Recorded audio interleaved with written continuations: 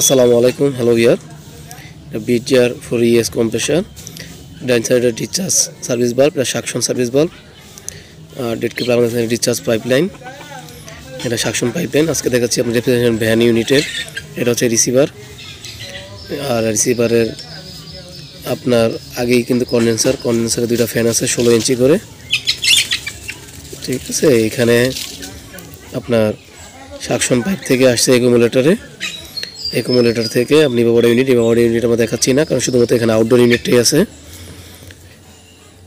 আর এখানে দেখতে পাচ্ছেন যে রিসিভারের পাইপলাইনটা আপনার প্রথমে কেসেসফুলি এই এই ডায়ার ফিল্টার, তারপরে সলিনয়েড বাল্ব, তারপরে যা হচ্ছে সাইড গ্লাস। এটা ইউনিটটা এক জায়গাতে খোলা হয়েছে অন্যত্র লাগানোর জন্য। সাইড গ্লাসটা দেখতে পাচ্ছেন সোজা করে, ঠিক আছে। এখান থেকে হচ্ছে ফ্যান দেখানো হচ্ছে 16 ইঞ্চি ফ্যানের। এই যে আউটডোর ইউনিটটা একটু উপর থেকে দেখানো হচ্ছে, যারা বোঝেন না তারা বলতে পারেন। ধন্যবাদ সবাইকে।